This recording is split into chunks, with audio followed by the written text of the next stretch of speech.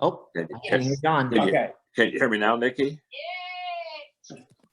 We got you, John. We hear you. Yeah, yeah. Touchdown. Hold on. So everybody, I'm excited. As you can see, we fixed the glitch, and you all recognize the man that just popped up there on his iPad. Without further ado, we're going to let John talk, but I just want to tell you a little bit what we're going to do. We're going to put everybody on mute so John can speak. He's going to teach for about 40 minutes. When he's done, we're going to allow for you to have questions, but we're going to ask you to raise your hand so that you go into the queue. So, raise your hand from the technology point down on the bottom, and raise your hand so you go into the queue, and we'll have those questions. We'll ask you to ask your question in person in order of the queue. So you don't have to type it over here. Just go ahead and raise your hand, all right? And we'll stay in order of the queue. So without further ado, what's in front of your iPad there, John? You got your front, somebody's head there. Here's Dr. John Maxwell. Everybody, let's give him a great round of applause. Yay! Yeah. I wouldn't give anybody a round of applause who can't even get on a Zoom call. Let's start right there, okay? I would just, where's the idiot guide for where's the idiot guide for Zoom calls? I'm very sorry. I am technically illiterate, and I have Andrew in here with me who is not. But anyway, it's a long story. I have no clue, but I'm finally on. And it's good to see you. Okay, and so thank you very, very much. And for wow, Jim and Linda and Gary and Nikki, thank you very much for having me on today. I'm very honored. We were all in Israel together, and it was an amazing trip. And I think what I want you to hear right before I do my teaching today is that both the Jim and Linda and Gary and Nikki, they constantly, when we would have a lunch or something together, and I had a lot of nice time with them, good fellowship time with them, they were always talking about you. And they were talking about how proud they were of you and what you had done and what you were accomplishing and what a wonderful team that they had. And it really, really made me feel so good about who you are, even though I don't know you personally. I know them. And, when somebody that I know values another person and they say, I value them, I kind of value them too, even though I don't even personally know them. So you ought to feel very good. You ought to feel very good because your leaders love you and love what you do and love the business and love adding value to people. So I just want you to know how grateful I am to have me on the call. Okay, now enough of that. What I want to do is I want to talk to you on the subject, and I just wrote this down for you. In fact, I'm going to show this to you. Here, this is my, of course you can see how technical I am again, because now I'm giving you my handwritten notes with different colors. But I worked on this lesson for you, and I'm not giving it before, so it's just yours, okay? But the title of the lesson is "What You Focus On Expands." So let's start right there, because that's an absolute fact in life. And the reason I think this is such an important place to start with you today is because what does a crisis do? What does COVID-19 do to us? It distracts us. Crisis always distracts people. A whole bunch of things surprise us all of a sudden. We didn't see it coming, and what is this, and how long is it going to take? And oh, I love this. Oh my gosh. One of you guys are holding up a shirt right now. What you focus on expands. Okay, this is so good. Can I have one of those? Can you get shoot? You may have to go on the road with me. I mean, we may have to do it. I mean, are you always this good, or is this just luck, huh? I got a lot of free time to go on the road, John. Okay, yeah. Hey, we all have free time right now. Yeah, we sure do. Hey, thanks. I love that shirt. Well, it's just such a great statement, and it's so true. And what happens with a crisis is crisis distracts us. It distracts you. It distracts me. We didn't see it coming. We're blindsided. There's a lot of uncertainty. And let's think of the word distraction, and let's think of the word traction for a moment, because they're opposites. In fact, traction, when you use the word traction, what that means is that we're moving towards something. Okay, hey, the company's got traction. Oh, this has been a good month. We're gaining traction. That it's a good thing when you have traction. Well, as traction means I'm moving toward, distraction means I'm moving away. The total opposite. So whenever I'm distracted, whenever you're distracted, trust me, it's not a good thing. I have a fellow, Dan Ryland is his name. I've mentored Dan. Literally, I started mentoring him in 1982. So we've gone on a long journey. He's been done very well. He's very successful. And Dan has an expression I want to give you because I like the expression. And the expression is, he'll look at me, he'll look at anybody. When he wants them to focus, he'll say, pick a rabbit. Just pick a rabbit, would you? And I love that expression because it's from the expression we've all heard. Guess what? If you chase two rabbits, you catch none. And so, you know, Dan's always said, hey, come on, just let's go. Let's pick a rabbit here. Let's focus on one thing. So what I'm saying to you in this lesson, for example, with a crisis, with difficulty, with adversity in our lives, our emotions begin to play very strong in our heart. And we have fear. And we have faith. I'm going to use these two. We have more emotions than that. One's positive and one's negative. But right now, I see fear being an extremely dominant emotion. In fact, the study that's going to happen, that's going to be the most interesting study to me after the coronavirus is over, it is how much damage did the virus do versus how much damage did the fear do? And I will almost guarantee you that the fear will have caused us much more difficulties than just the virus alone. Here's what I know. The virus alone, the problem alone, is only exaggerated when you have negative emotions and negative fears. And we're talking about what do you focus on. So I have within me, I have positive emotions, I have negative emotions. So in this case, let's illustrate there. I have faith, which is a positive emotion, or belief, something that's positive. And I also have fear, negative, doubt. Okay. So when people tell you, or they come to me, and sometimes they'll do this, they'll say to me, well, you know, just get rid of your fears. Well, you can't get rid of your fears. That's an impossibility. You can't get rid of negative emotions, and you really can't get rid of positive emotions either. So here's what's huge about this. You're not trying to get rid of fear. But what's the lesson about? What you focus on expands. What does that mean? If I focus on the faith, the positive, that world gets bigger to me.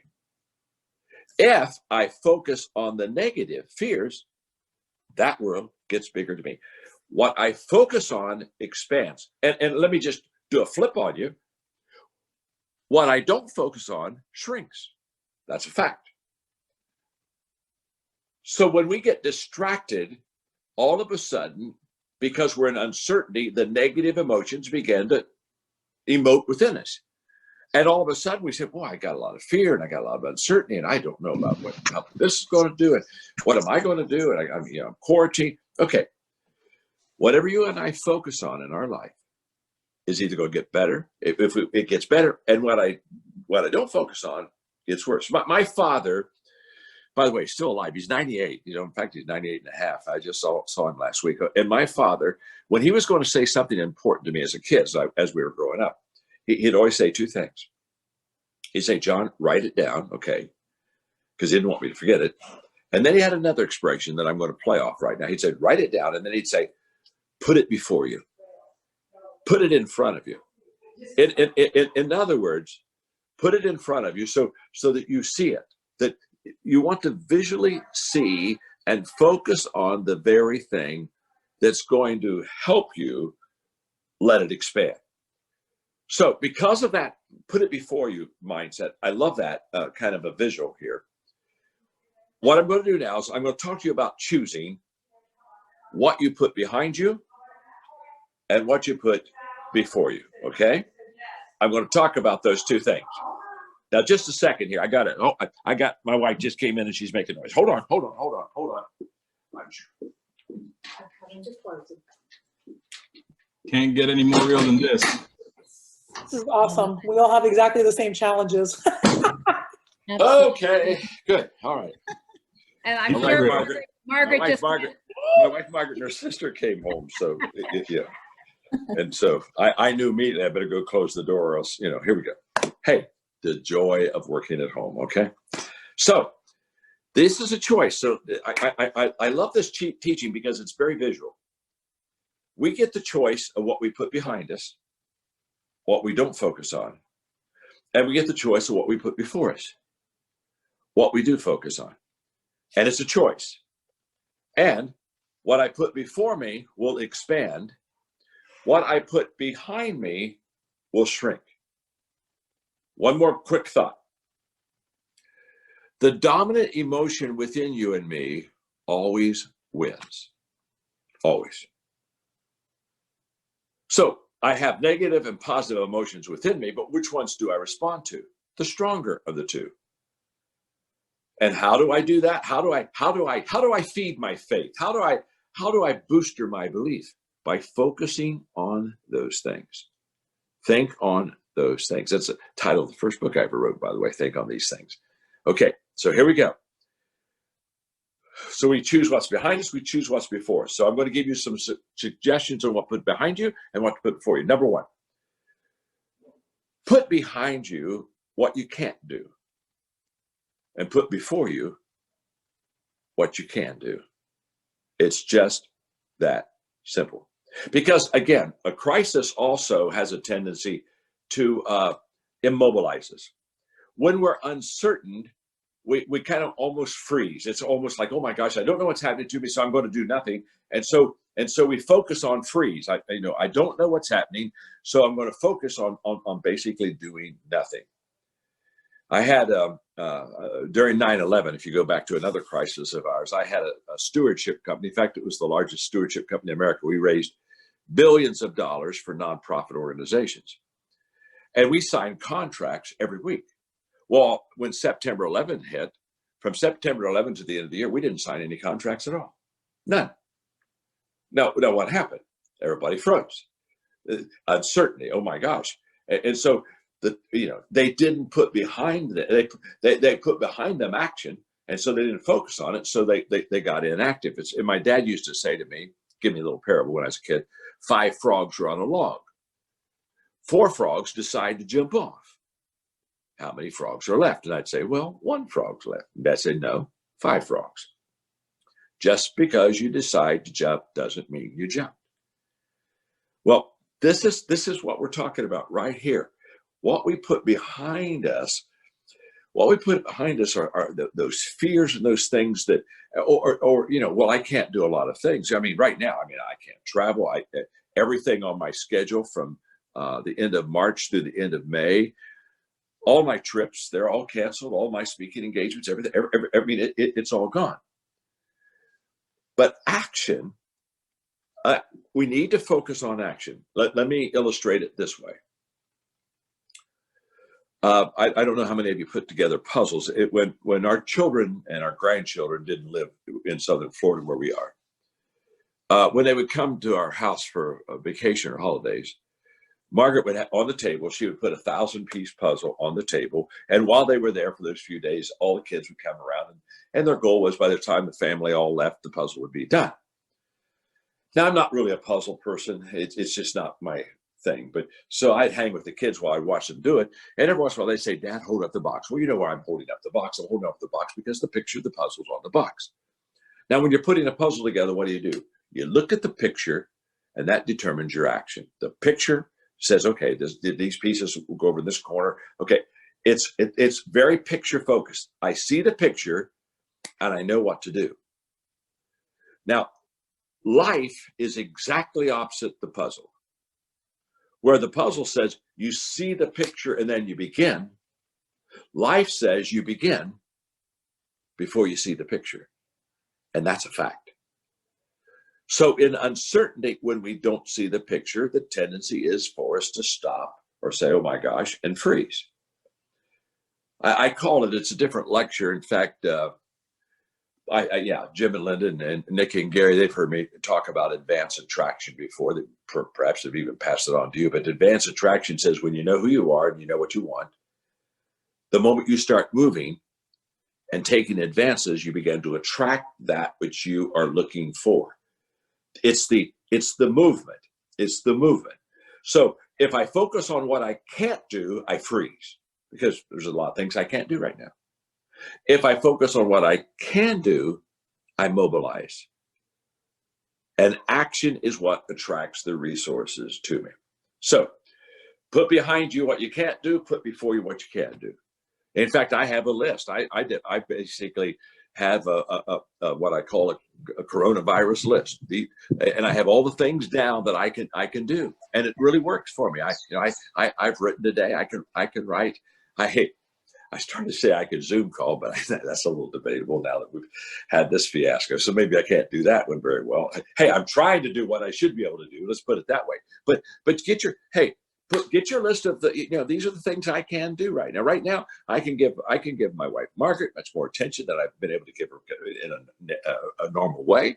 There's just all kinds of stuff I can do. So focus on what you can do. Put that before you. Put what you can't do behind you. Number 2, here we go. Put behind you your problems and put before you your opportunities. And by the way, problems and opportunities always come together, always. You can't separate problems and opportunities. It's impossible. Just like, I'll give you another illustration, you can't separate success and failure either. One of the huge mistakes people make is when they talk about success and failure, they put success over on one side and failure over on the other. And it's kind of like, what you don't want to fail, you want to succeed. And so they make them opposites. And every time they make them opposites, it just drives me crazy. I want to walk in your life and say, it's obvious to me you're not successful. They're not opposites. They never have been opposites. Success and failure go together. You and I don't know no one successful in life that cannot tell you about all the failures they had as they went toward their success in life. It's a fact. In fact, they need each other. They need each other. Both of them bring something beautiful to the picture that really helps to be very successful. It's the same way now. It's the same way about problems and opportunities. In fact, Albert Einstein said, and I quote him, "In the middle of difficulty lies opportunity." He's exactly right. And guess where he said it was?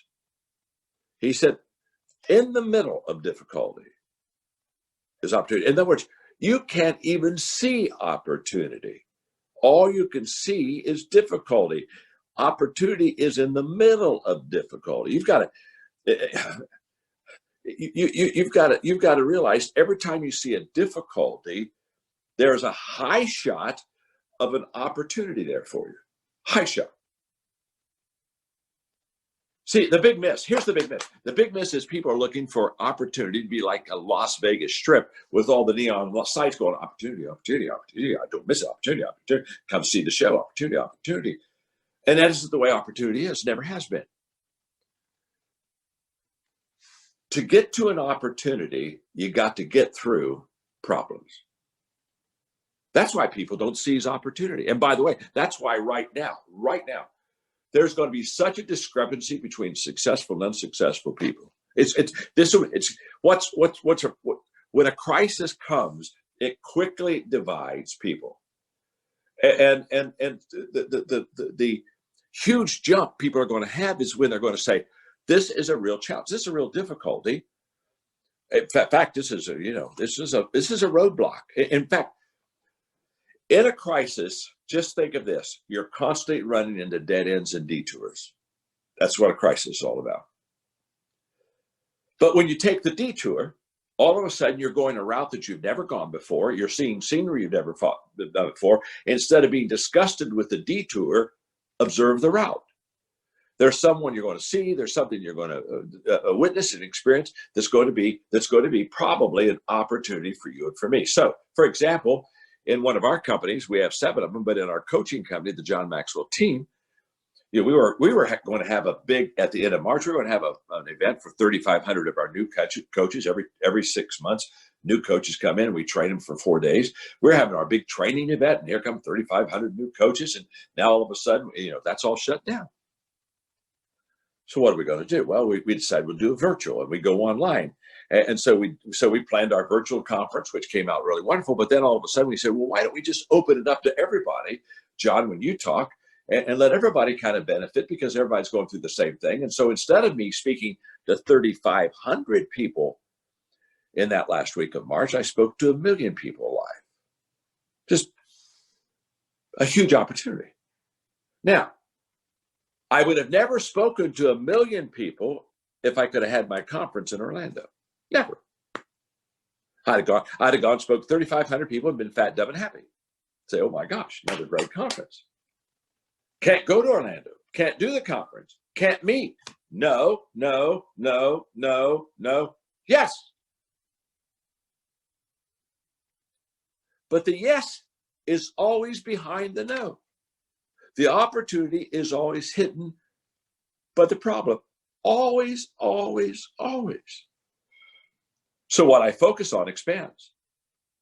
I focus on the problem, saying, I'm not focusing on the problem that's going to kill me. I'm focusing on the opportunity that's in the problem. Emotionally, I was talking the other day to a group, and I was sharing with them, because there was a lot of concern. There was a lot of worry. Okay, a lot of worry. And by the way, worry, I mean, okay, we all get anxiety. We all have some worry. So it's, again, that's a negative emotion. You don't ever get rid of it. So don't let anybody say, well, I just don't have any worry in my life. Well, you're on drugs. Everybody has worry. Everybody has anxiety. Come on, let's get a life here. Now, but hear me out. Worry is like fertilizing weeds in a garden. Good Lord. I mean, if we went by a gardener and they were fertilizing the weeds, we'd stop and say, excuse me, I'm a little confused. Why are you fertilizing weeds that should be pulled out of your garden? That makes no sense at all. There's no value there. Well, isn't it interesting how if we saw a gardener fertilizing weeds, we'd stop and say, I don't think that's a good strategy. But people can fertilize in their mind negative thoughts and fear and worry and all those things, and we never talk about it at all. It's kind of like, well, I mean, that's just normal. Life is tough, and that's the way it goes.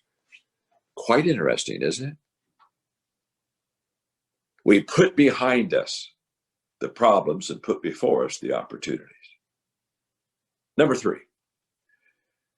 The third thing we do is we put behind us the sale, and we put before us adding value to the people.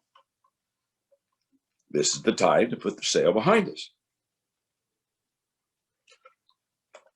Now, maybe the most important thing I'm going to give you today, I'm going to give you right now. Because there's 2 questions I want you to write down, and I want you to just work them through in your life and your work in your business, the whole process. But there are 2 questions that I just want you to really focus on, because they really fit into this whole issue of right now I put behind me the sale, and right before me I put it in the fact of adding value to people. Here are the 2 questions. I ask these a lot because they just really help us kind of get clarity. Question number 1. What do you want others to think about you? What do I want people to think about me personally? But hey, what do you want others to think about your business? Okay.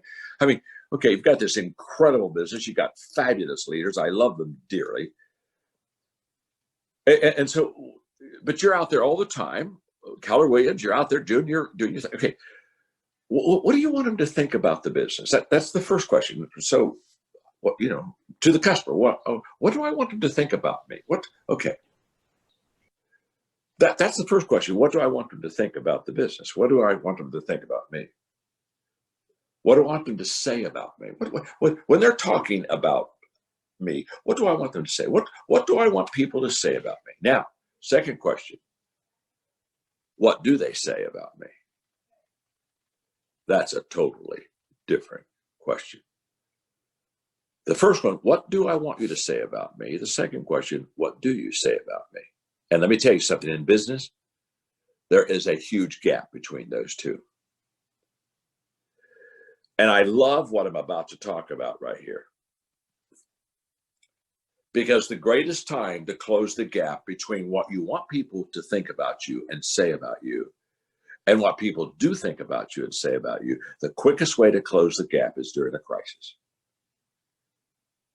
For example, I would say that you would want people to think that you are very caring and kind people, that you truly care for, it goes to the statement, people don't know care how much you know until they know how much you care. Okay, I want them to think I'm caring. Okay, well, when I say put sales behind me, I'm not just saying don't sell. I'm just saying that the climate gets a little more difficult, usually during a crisis because of uncertainty. And what I'm saying, and so I have 7 companies, and it's very simple. I share with Mark Cole, who's the CEO and oversees everything. I said, Mark, it's very simple. Call our clients. How are you doing? What can I do for you? How can I add value to you? Write them notes.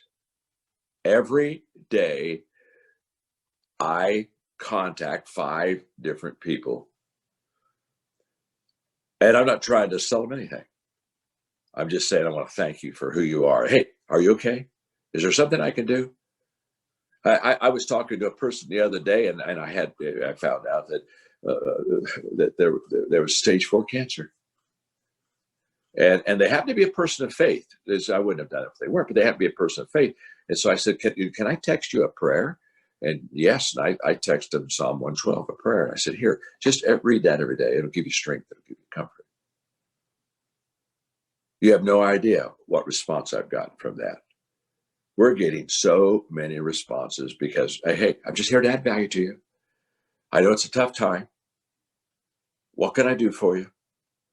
And what's huge is sometimes they just tell you what you can do for them, and it doesn't even take that much. But let me tell you this.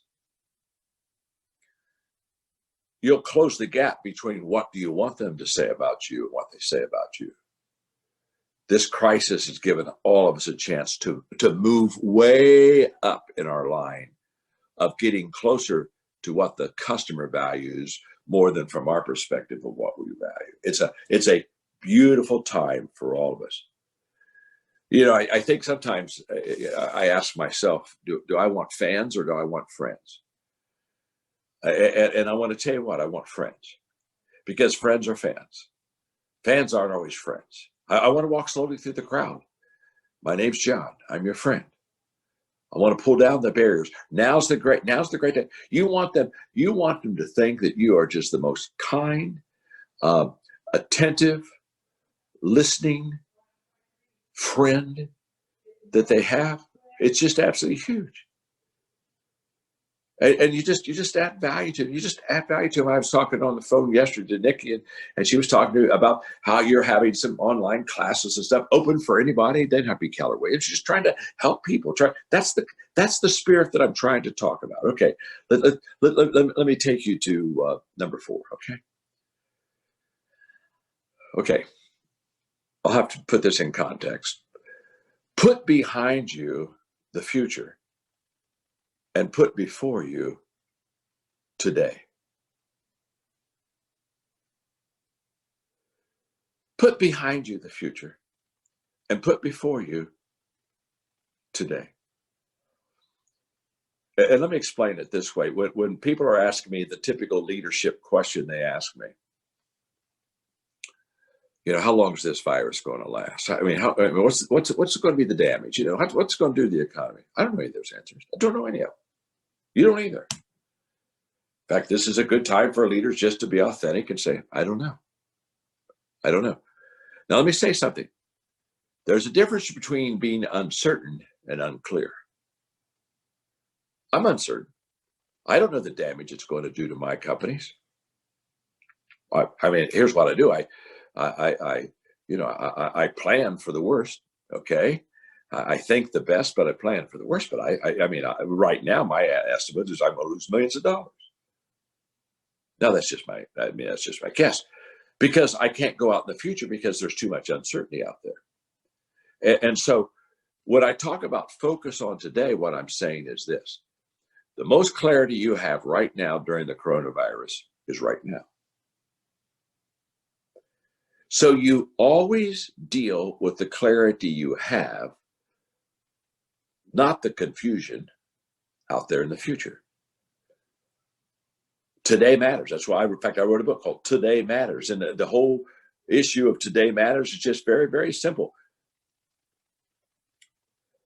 We underestimate today.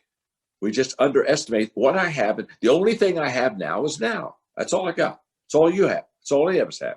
So as leaders, as you do your work, as you lead your people, you just say, hey, let me tell you, here's what I know.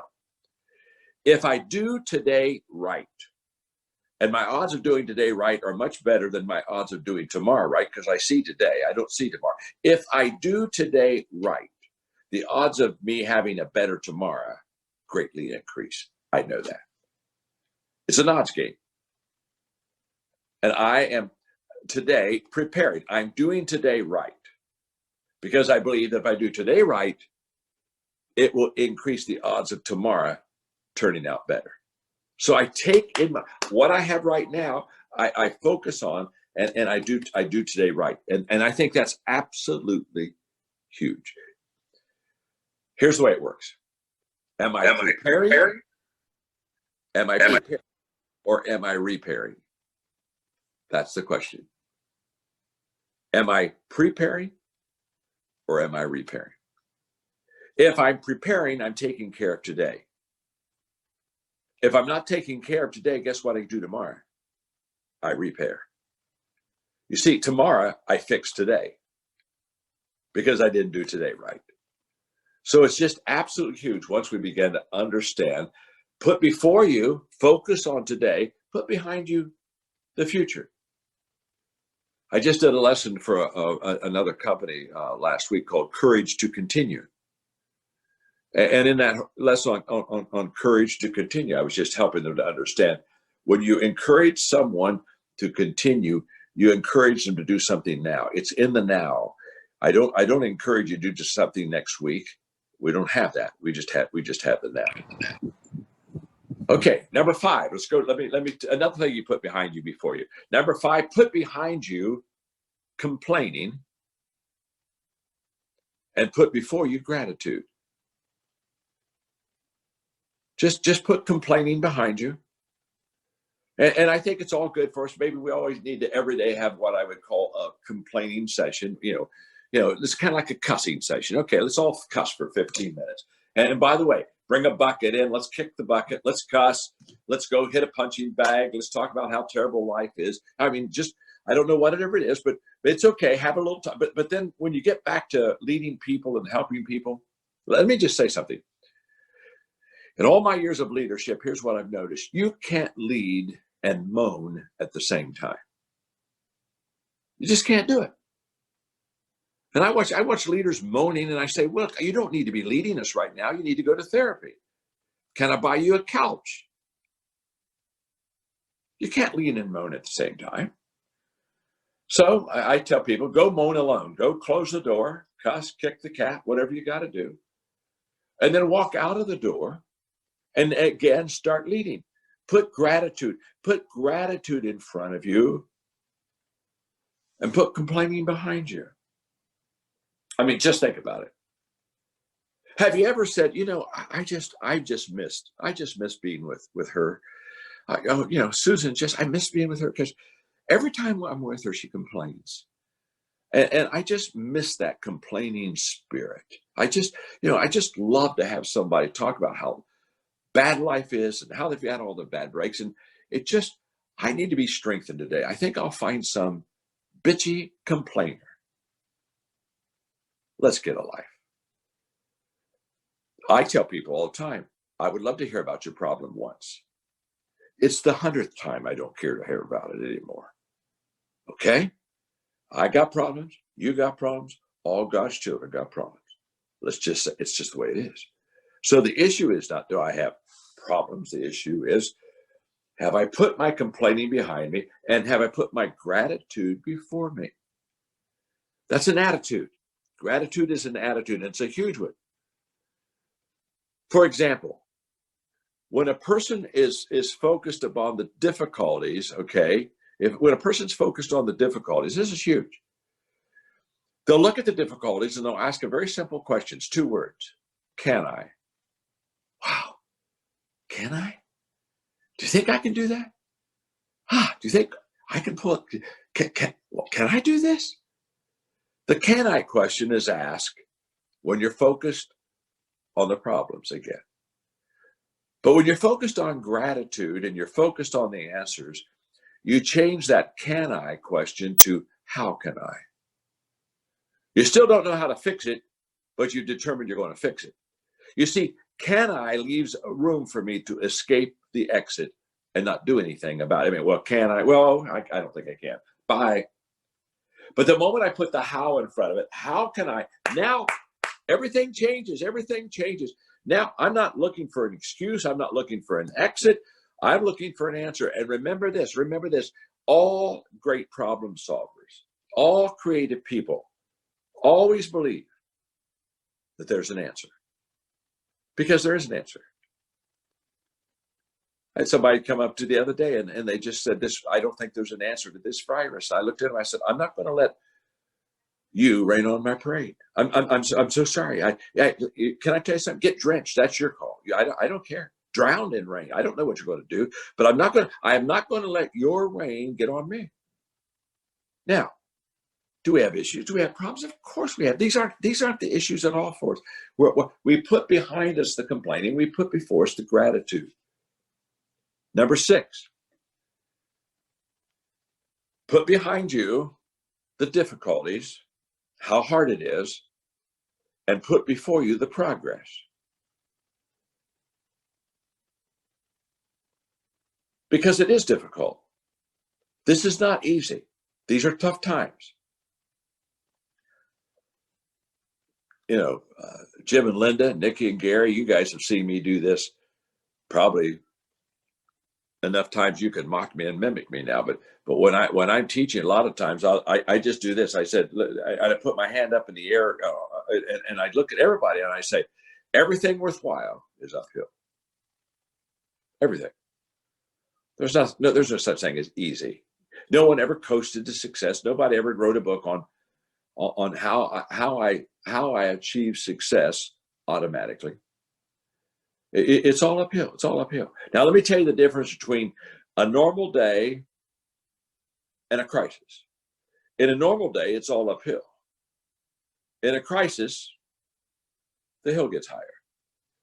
It's going to take longer. It's a lot harder. You're going to have more people help you, because a steep incline means you got to have a team. This you maybe can do by yourself. This you got to have teamwork and partners and friends and things like that coming around you. But it's all uphill. And what I'm saying to you is Booker T. Washington said, "Success is not what I've accomplished in life. Success is what I had to overcome to accomplish in life." How true that is. So put behind you the difficulties and ask yourself, what kind of progress am I going to make? Now, I know probably 8 minutes ago, I told you I was going to give you the most important thing in the lesson. Well, I think now I'm going to give you the most important thing in the lesson. Okay. This is the most important. Okay. If you were with people, you'd be telling somebody. If you're with, this is the most important thing John's going to teach us, but it's huge. So don't miss it. Here we go. Are you ready? Everything you want in life is just outside your comfort zone. Everything. Just like everything worthwhile is uphill, everything you want in life is just outside your comfort zone. Now, this is huge. So what is beautiful about the coronavirus? I'll tell you what's beautiful about any crisis. It moves us. A crisis moves people. None of us, there's not one person internationally today whose life hasn't changed because of the virus. It's moving us. Hey, we're all home today. Okay, it's moving us. The question is not, does the crisis move us? The question is, do I let it move me forward or do I let it push me backwards? That's the question. And see, what happens is we love automatic. Everybody loves automatic. Everybody loves something. We love to go to work and not have to really think. Everything's automatic. It's easy. Yes. I go through my habits every day and I go home. But everybody, all of you know, automatic, if we stay in it, is not a good thing. And what's a crisis do? It takes us out of automatic. We now literally are out of our comfort zone. And out of your comfort zone is where your growth zone is. It's that progress that you're making right now. When the virus is over, you want to ask yourself, what did I do personally? What did I do with my family? What did I do with my business? What did I do with what did I do? What did I do that I got better on because of that crisis? For me, I travel so much and I don't take care of my health like I could or like I should. And I get overweight and I don't eat right and I keep an uneven schedule. And so I said, okay, I can't go anywhere. Hey, all the excuses I have right now, I've lost them all. Okay. And by the way, the worst excuse is a good excuse. But so now I'm exercising. I'm doing the stuff. I'm doing stuff that's helping me physically. It's kind of like, okay, this is my time. So don't look at the difficulty. Look at the progress that you're making in some area. Okay, number 7. Maybe if I can, is it okay if I go 5 more minutes? Huh? Okay. Okay. Yes, Okay. yes, go ahead. 5 more minutes. Absolutely. I'm sure. Okay. Okay. Well, okay. It's bad enough boring people when you're with them in proximity, but it's worse boring with them when you're on a Zoom thing. Okay. Okay. So here we go. I could have had 10 more minutes if I known how to get on Zoom. Okay. Here we go. Number 7. Put behind you your feelings and put before you your values. Focus on your values. Don't focus on your feelings. If I focus on my feelings, guess what? I'll do the emotional thing. And a lot of times the emotional thing's the wrong thing. If I focus on my values, I'll do the right thing. And let me tell you, this is kind of interesting, but I love this. This is very true. Okay, I write books. I teach. So I teach all these incredible, quote, success principles. When you get into a crisis right now, here's what's really fun about where I am. I get to find out if what I teach is really true. Because crisis begins to squeeze out truth. And so it's a time for me to find out that do my words and my life, does it match? Does it match? So when Mark was talking to me about the companies and all the decisions he has to make as a leader, and we talked about the financial ramifications, all the stuff that you're talking about, and everybody's talking about in business. I said, okay, Mark, what is our value? Which our first stated value is we are people of value who value people and add value to them. Now that's who we are. We're people of value. And what do? We value people and we add value to them. So during a crisis, is that true? Do I still stick with those values? I looked at Mark and I said, it's very simple. Put the people first. Put the people first. Just put them first, John. Put them first, Mark. Put them first. You just put the people first. I said, even if it turns out bad for me or you, if it does, I can at least look at everybody and I say, look, I did my best. I put you first. I didn't put myself first. I'm the first one that gave up. I'm the first one that sacrificed. I'm the first one that lost. I put you first. That's what leaders do. Leaders lift people. So the values you have, Roy Disney, Walt Disney's brother, said, it's very easy to make decisions when you know what your values are. That's so good. That's so true. And a crisis lets us know if our talk and our walk match up. Number 8, okay. This one I almost didn't put in because it just needs some explaining, but I'm going to give it to you. Put behind you yourself and put before you others. And the reason I like the statement, I don't like the statement. I like the statement, put behind you yourself and put before you others. I like it in the fact that we're focusing on other people and we're not so focused on ourselves. I also say you got to take care of yourself before you can take care of others. Okay. So when I say that, let me see if I, it's like, minor surgeries when it's on you and major surgeries when it's on me. Same surgery, okay? Well, that's now what's happening. I'm focusing on me. You see, it's at this crisis I find out why I lead. I love to ask people, what do you want to be a leader for? My friend Patrick Lencioni and I were talking the other day. And he said, John, there are just basically two reasons people lead. One is reward. The other is responsibility. And he says, if you're leading out of reward, you'll always do what's best for you as the leader. If you're leading out of responsibility, you'll always do what's best for the people you lead. And that's why I put the phrase, put behind you yourself and put before you others. Because I just think what we're really just saying is the people come first. Last, number nine, put behind you who you were and put before you who you can be. I love that. Put behind you who you were. Put before you who you can be. This is a great chance and opportunity for all of us to get better, gang. It really, really is. So I'm going to illustrate, close with this. Again, Jim and Linda, Gary, Nikki, you know this. I have learning lunches every month. For 40 years, I've had learning lunches every month. And learning lunch is just simple. I find somebody bigger, better, faster, smarter than me, and I say, can I take you to lunch? I buy the lunch. I don't even eat lunch. I just ask questions. I want an hour and a half to ask them 7 questions, okay? One of the questions I always ask them, done this for 40 years, I got it down. Life-changing. I would encourage every one of you to start having learning lunches. I will promise you it will be one of your greatest growth tools you have. One of the questions I ask people is, okay, share with me, because I want to know this. This is huge. What's the most important lesson that you've ever learned in your life? What's the most important lesson? Pull it out. Most important lesson you've ever learned in your life. And they give me this incredible wisdom from some experience that they've had in their past. Now, here's what I want you to hear.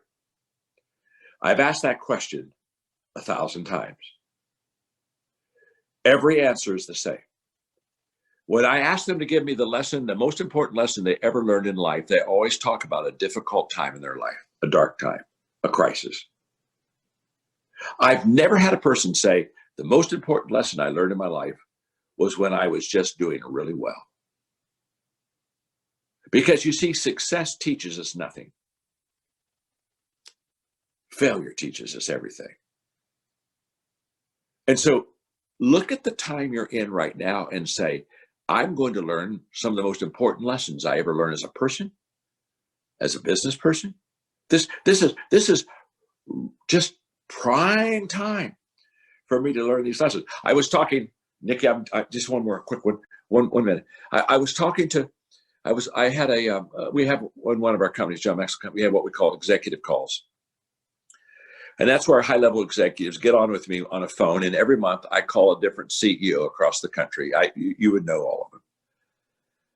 And I have an hour-and-a-half conversation. For 20 minutes, they give me best practices. And then for 10 minutes, I take their best practices and use leadership teaching out of it. And then for 15 minutes, I ask them questions myself that I want to know. And then for 45 minutes, we open up the line and everybody else asks questions. So I'm talking to the number 2 tech CEO in the world. And I'm asking him, I'm saying, okay, let's talk about your mistakes and your failures. I said, of all the mistakes and failures you'd make, which one would you like to go back and do over again? I mean, you'd like to, it was a bad decision. Oh my gosh. Oh, I can go do it over. Okay. We all know what do-overs is. I said, so which one would you go do over? And his answer shocked me, and it was just brilliant. He said, I've made a lot of decisions that were wrong. I said, I've had a lot of failures in my life. I've had a lot of missteps, but I wouldn't do any of them over. And I said, you're kidding me. He said, I'm not kidding you at all. He said, John, the lessons I learned in the problems I've had, the failures I've had, the lessons I've learned out of them, the bad decisions I've made, he said, the lessons I learned out of the difficult days of my life have given me the character I have today. He said, you have to understand, I wouldn't be the CEO of this company today if I wouldn't have had the bad times and the lessons learned out of it. He said, I wouldn't do any of them over because I'm bigger on the inside than I'm on the outside. I love that answer.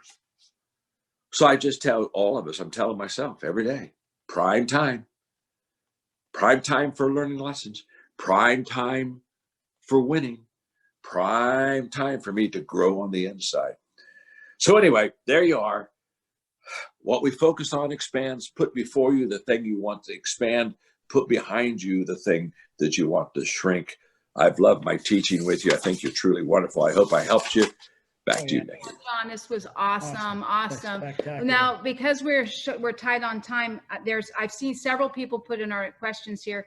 Would you mind giving us the 6 other questions that you ask in your learning lunches? I think that has been the prevalent thing people have asked us. You gave us one, which is share with me what's the most important lesson you've ever learned in your life. What are the other 6? Okay, I'm just pulling them out by memory now. Okay. Another question is, how has failure shaped your life? Okay. Because that's how we get shaped. Okay. I asked them, what are they reading that I should read? I asked them, what experiences are you having that I should experience? I asked them, who do you know that I should know?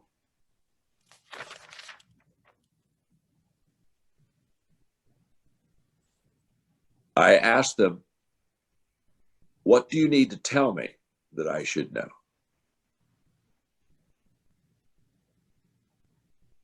And finally, I asked them, how can I serve you? What can I do for you? The highest return questions are the questions, who do you know that I should know?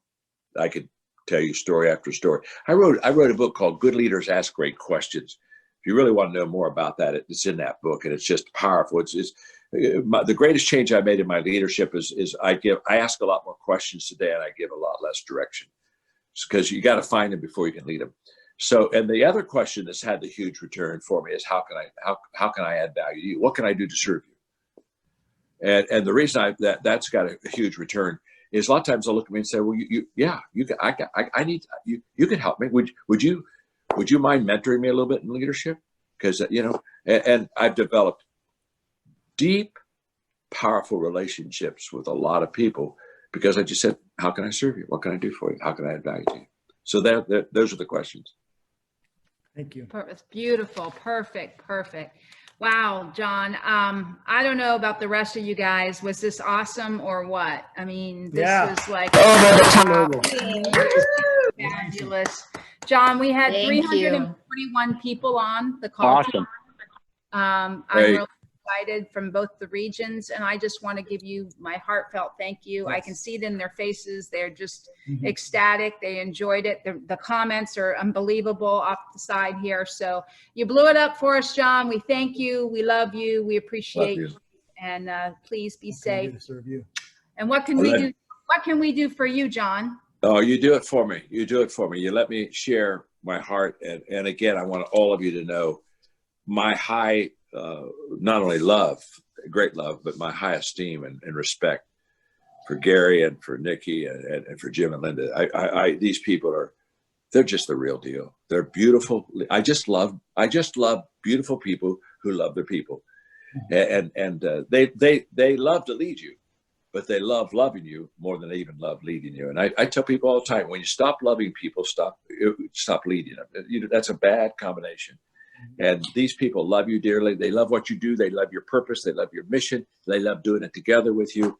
And so for giving me a little time today to come into your life, thank you very much.